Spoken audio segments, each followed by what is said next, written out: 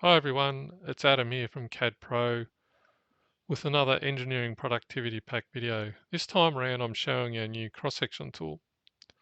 The idea behind this program is to make your cross-sections a lot richer with annotation, with any information that your Bentley DGN software can display. For example, this could be some GIS data. We have a lot of information available and all we need is methods to display it on our cross-sections with minimum effort. Some of the outcomes could be, things like better engineering decisions, less time spent designing and documenting the project, improved productivity on the work site, and better safety on the work site. So let's get started and have a look at this file. So I've got a roundabout design here. I've already got some name boundaries which have been placed by Open Roads.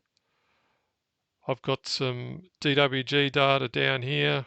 I've got some GIS data as well coming from a Esri REST service, and that's all down at RL0, that other information, and we've got our 3D information up here. And we'll just have a quick look at some of the cross sections that I've already cut. So let's have a look at this one. So that's been annotated by Open Roads with the annotation groups. So it's really nice annotation. But there's a few limitations with standard Open Roads annotation. Let's go back to the multi-model view again.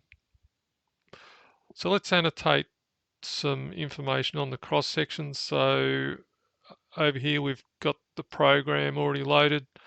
I'll just select a couple of the cross sections and just by swiping over them, and now I'll select some strings, just some 3D strings. I'll import that in the memory, and now we should be able to start annotating. So first of all, I'll add some dimensions in, so I'll just hit process, and we can see it's added those dimensions in to those models. We'll just have a look at another one of them. Okay, so it's added dimensions into all of those selected models. Let's add some slope in. So I've still got those strings selected, and we can see it's added that slope annotation into the cross sections. Let's add some offset and elevation information, but what I might do this time around, I'll just increase that vertical offset up to 5 and add that into the cross section. So now I've got offset and elevation information added in to the cross sections. Next one I'll show you is adding in cells. So I've already got an active cell, and let's place cells at those locations. So that could be any cell that you've got. It just uses the active cell to get placed at that location.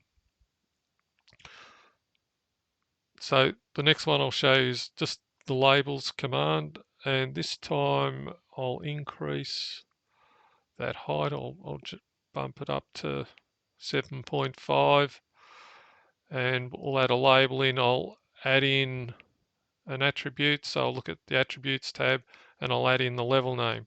So let's go back and process. So it's good. So it's added in the level name there for the for those points. Now I'll remove that annotation, and I'll just show you how we can annotate a few other things. So I'll go back to the multi-model views, and what I'll do now is I'll select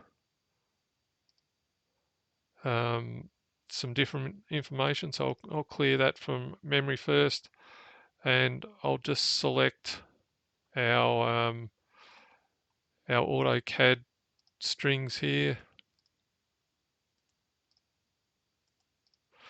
and import that in the memory. So I've got 4 strings, and we'll do the same thing. I'll add in a label, an attribute, but this time around I'll just add in the line style name.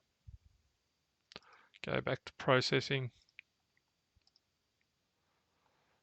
And we can see now it's added in the location of those AutoCAD strings into our cross sections with the line style name, which is, really handy here, so we can see what type of service that is.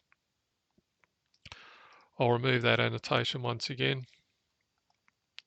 and go back to our multi-model view. And just to try something a bit different again, I'll clear the memory, and this time I'll add in our GIS data, so import that into memory. And on the common settings here, I'm just going to increase the cross-section width, so I'll increase that by 20 meters either side, so hopefully it'll pick up that cadastral boundary. And I'll go back to labels, and what I'll also do, I'll get a property of one of those strings, so I'll just select that string, and this list box here gets populated, and I'll just annotate it with the property PFI value, and I've got that selected. So go back to our processing tab. This time I'm adding the property label, and I'll hit process, and we hopefully we'll see 2 property labels added out here. So that label there, that could be any piece of information. It could be an address, any information that's attached to an element. Could be an item value, and could be any one of these properties here that you could display on your cross sections. So I think that's about all I was going to show. So I hope you've enjoyed that video, and if you've got any ideas for new features, just let me know by adding a comment in to the comments section. So thanks for watching, everyone.